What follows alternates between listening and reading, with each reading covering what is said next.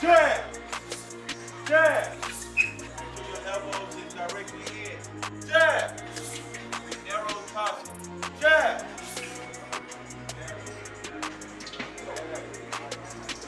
Jab!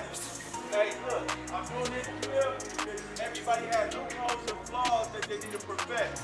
Look, you jab one, around, jabbing, I'm pointing, I'm turning in, I'm bringing it right back, right? That's what y'all supposed to do. Look, some of y'all dropping it down, bringing it down here. Look, shoot it like a bow and arrow and bring it right back, all right? Jab, jab, double. Make sure your head is slightly off the line. Double, double. Make sure that right hand is locked in on the double jab. Jab, jab, double, double. Pop, pop, strike it and pull back like you stay some fly on the shoulder. Double. Nice extension, nice long extended jab. Jab. Double. Double. Jab what's up? Jab to the body, alright? Y'all got it? Then we'll get it correct and fix any problems that we do see. Jab. Jab. Jab. Jab. Double. Jab, double, double, 1, 2, 1, 2, even on the 2, 1, 2. Y'all see where his chest is pointing to the opposite wall, and his head is off the line. Just feel this turn. Y'all watch it right there, how it's turned in. That's what I want to see, all right? So he's facing y'all now. 1, 2. Good. 1, 2. 1, 2. Nice rotation. 1, 2. Let your chest be parallel like that wall right here, okay? 1, 2. 1, 2. 1, 2. Here. Y'all got it? Here, here, here. All right. Here, here. And you rotate your hips. Rotate your hips. All right, y'all got it? Go. Let's see. Good job. Go. Go! Go! Go! Go! Okay, so look, I'm gonna add something to that, y'all, right? That's beautiful. Jab here to the body. Yeah, I want you to pull 1, 1. Yeah, got me. Do that again. So jab up top, 2 to the body, you pull 1, 1. Alright? Go! Go! Go! Go! Go!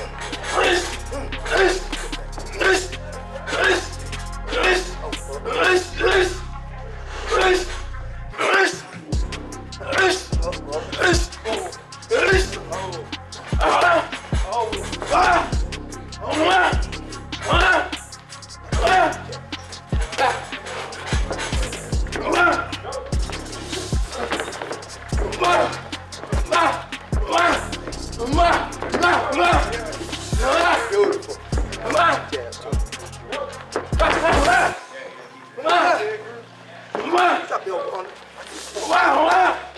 Over.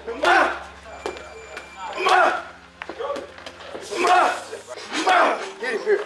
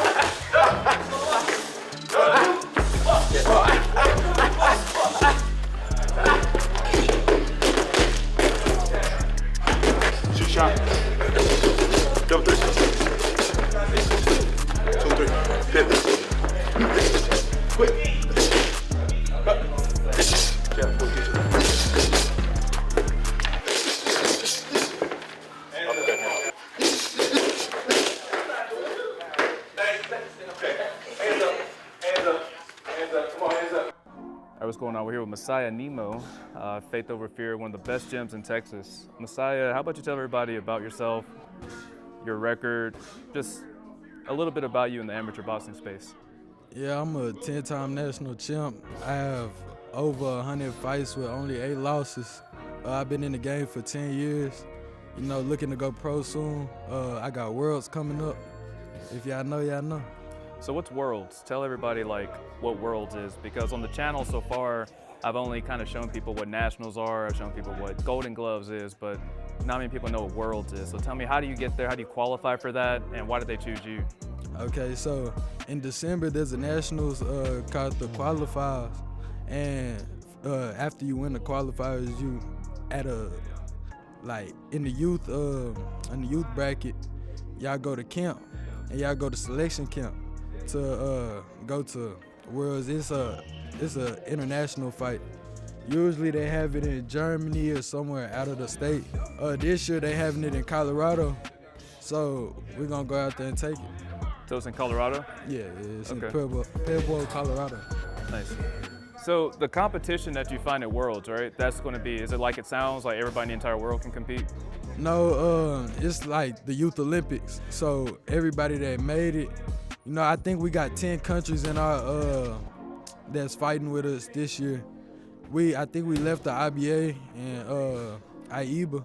So yeah, we got a couple less countries than we used to have that's fighting with us. So your style, from what I've seen from you so far, I would describe it as like a really explosive, like kind of athletic style. You just try to kill somebody as quickly as possible. Like, how would you describe your style? I describe it as I have everything in the book: boxing, All right. fighting on the inside, mid-range, whatever you name, I can do. And if you want to find out, come to the gym. Okay.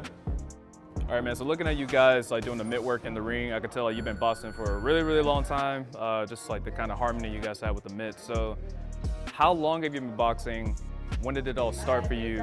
And how long did it take you to get where you are today? Okay, I've been boxing for 9 to 10 years. Started when I was 7 in the garage, with pops.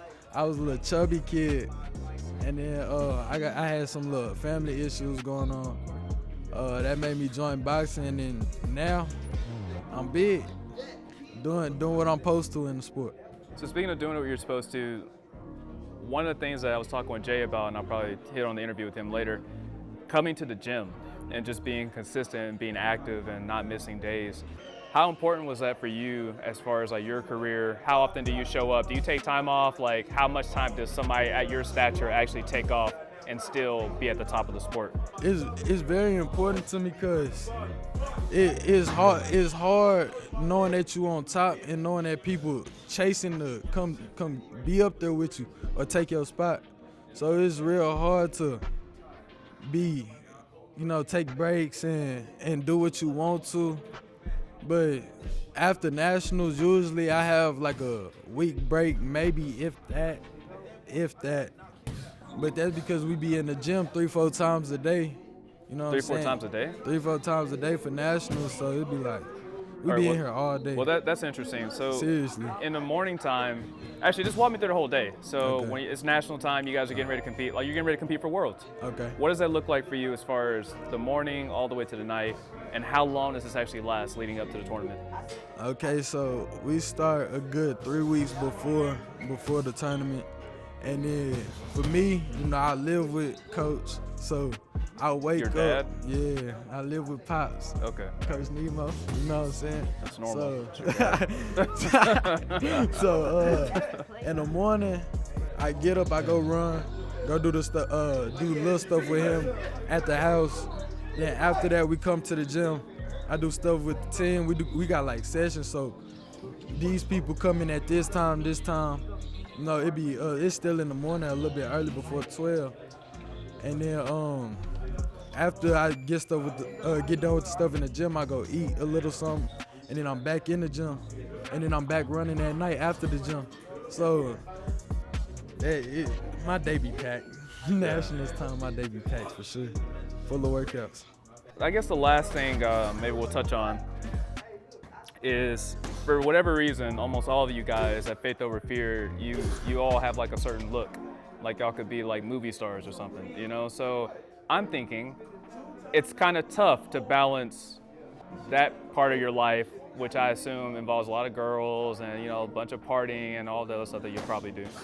How do you stop, or how do you balance all of that with actually focusing on boxing? Because I know the temptation's out there. I know it's like, hey, hey, Mesiah, do you want to come to the party this weekend? You're like, I can't. Pops has me running at 6 o'clock in the morning. I got to only eat chicken today, So like, how do you actually balance all that? It really all about discipline. If you know you got to do something, you can't hang with it. And if they really your peoples, they should know. You know what I'm saying? They should know that you can't do it. They can't throw no fit about it if it's something that you thriving for and striving for bigger things about. You know what I'm saying? So I feel like discipline plays a big part in it. And then if it's the people that you really rock with, they should know that everything cool and you got a bigger plan ahead of yourself. Have you ever lost any friends or girlfriends because of sport? A couple. A couple? Couple girlfriends. Yeah, a couple? Yeah, they wanted all my time, but they know Lord, they can't get it. All right. What you mean they want all your time, bro? Man, they be wanting me on the phone. They be wanting me to come see them, but it's gotta let just them go, with man. boxing, you know, be a it world take a whole champion, lot bro. of time, so I can't even. Feel me? Yeah. No, that's a good choice, man. Hey, man, all the best to you. Good luck going to Worlds. appreciate Tell everybody one more time what's the date for it, and if you want to shoot out your Instagram or whatever, you can go ahead and do that. I don't know the exact date, but I know it's the end of September, early October, and my Instagram is the.prophet,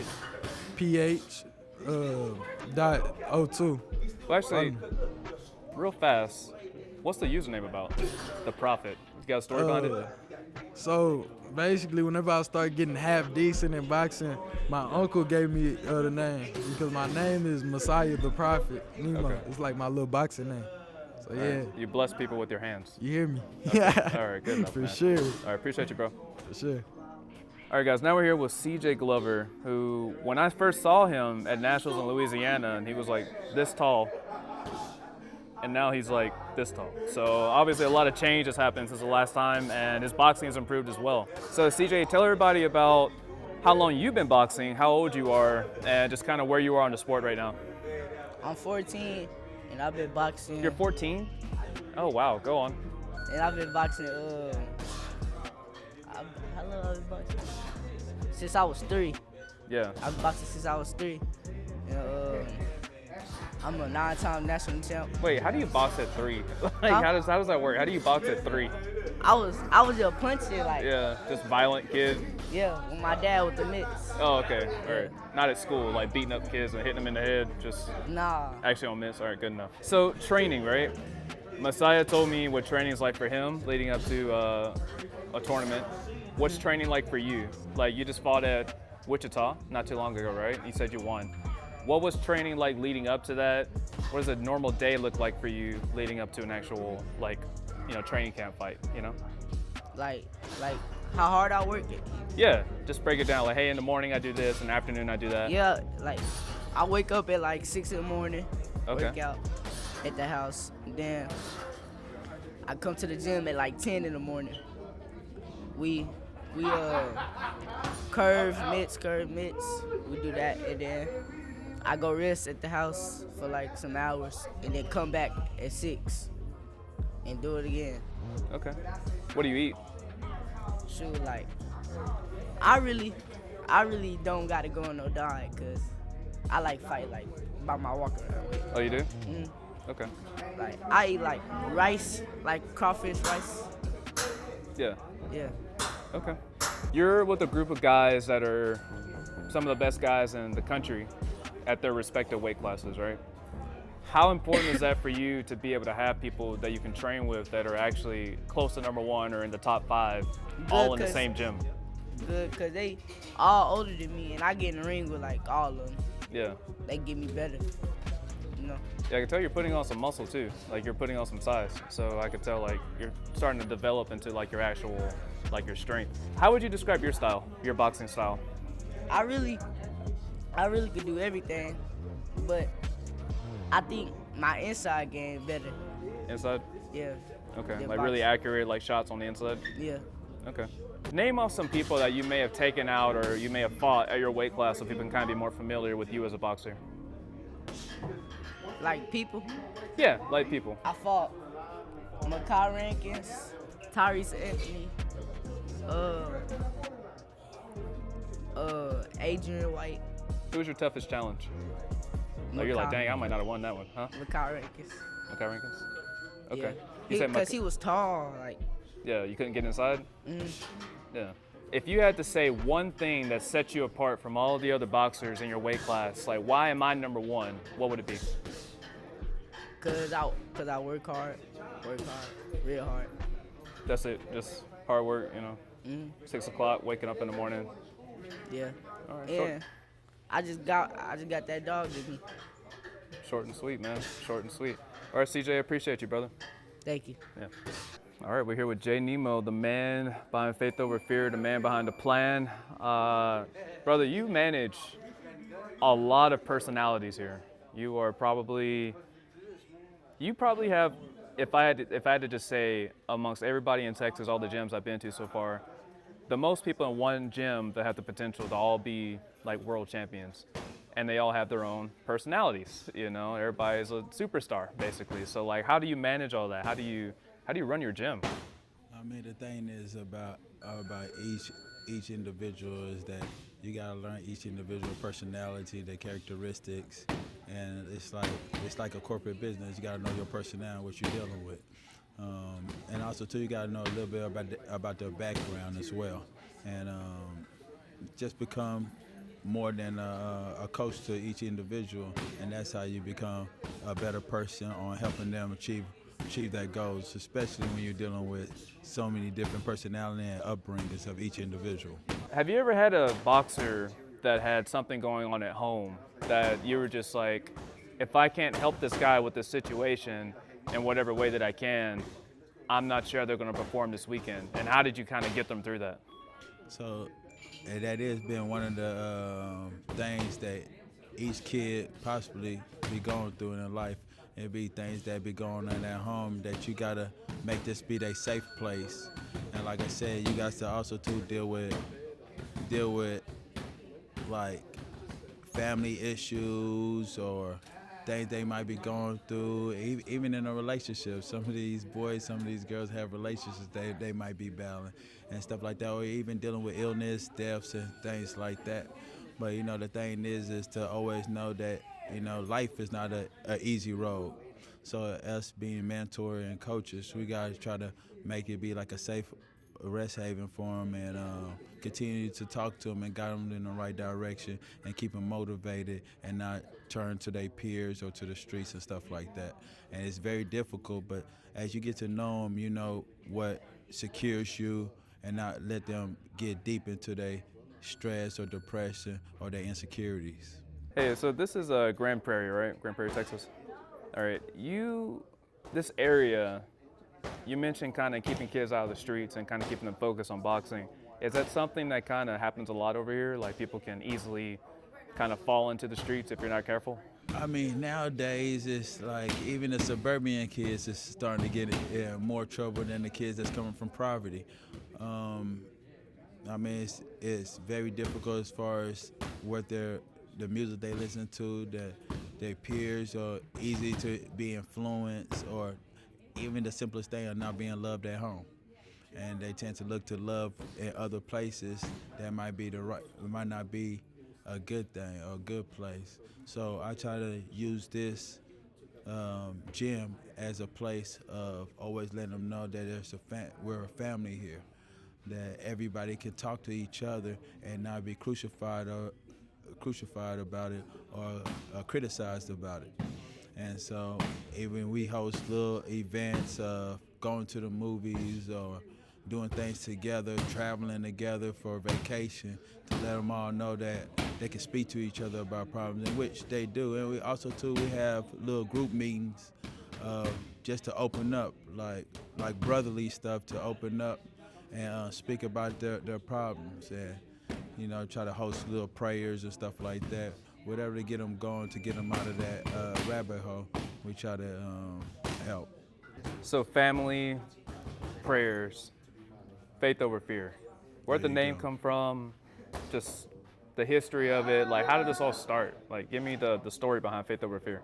So it's, you know, like I said, to answer your questions before, certain things that I have went through in life that got me into this position of who I am, and every lesson that I went through, that God put me through, helps me understand each and every individual. Even if it's 10%, God put me through a whole lot of tests within myself, and that's where the faith comes in at. And that's why we stand on the faith over fear. It's just been a long, long road, but I'm glad that I went through so much. Even my coaches that are friends and partners, also too, they went through a few within their own. and to where they can provide certain places. Like I said, we host different meetings sometimes, and we come together, like you said, as a family. As one of the most recognized, I guess, black coaches in America, when it comes to amateur boxing, what makes you different from some of the other coaches that are out there? Like, what are you doing? What made this place different from all the other gyms? I think what makes it different is my devotion, my motivation, and my spiritual motivation as far as me being my divine purpose. And I think everything I ever went through in life got me to this point right here. Me devoting, me loving what I do. I don't look at this thing as a job. I look at it as me helping a kid getting out of certain situations, me embracing the moment that I share, me devoting every single time I do, me leaving things and making these ultimate sacrifices for each kid. And I think that devotion that helps me be number one within myself is the same thing that I expect out of myself, I expect out of each and every kid, including the coaches as well. Bringing out the best out of each person, the best out of each kid that you have, that has to be tough. You mentioned music earlier, right? And one of the things that's kind of happening right now, and I don't know where you fall on this, but it can be said that a lot of the music today is destructive, and it produces like destructive maybe thoughts or impulses, and you're trying to harmonize that at the gym with like a feeling of family and a feeling of, hey, you can talk to me about whatever. Do you ever find that you're battling against other things that are maybe sometimes too hard for you to kind of manage, or what? Like I said, me just being more in my divine purpose that God guided me here to do, I think it's not as difficult as it, because, with just me being and where I came from, I love sharing the moments of experience I went through, to where I got coaches, fighters that were fast for success for the kids, and keeping them out of harm's way. And I pray and fast for more wisdom and guidance as I am with each individual. With that being said, is there anything that you feel would help other coaches across the country kind of create that harmony in their gym so people can flourish and, potentially be a world champion or a national champion at that, I think it's the spiritual foundation that can also help them accomplish goals, and do it from the heart. Be pure about it. If you're doing it for financial reasons, I think this is not the right occupation for you, because you're dealing with the innocent mind of a child developing to become someone of a young woman or a young man. And our job is not just as to be coaches. We put our hands on these kids to become better than who they are and better than each and every person. Hold on a second. JoJo.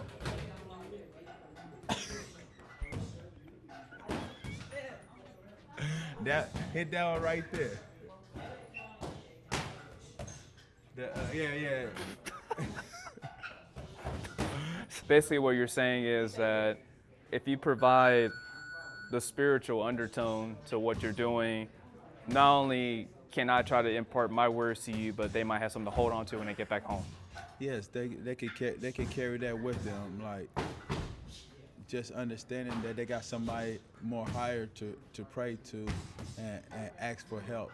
Because us as flesh, we might not can't provide as much thing, but I know sometimes, well, majority of the time, it depends how much you invest into your prayers will help.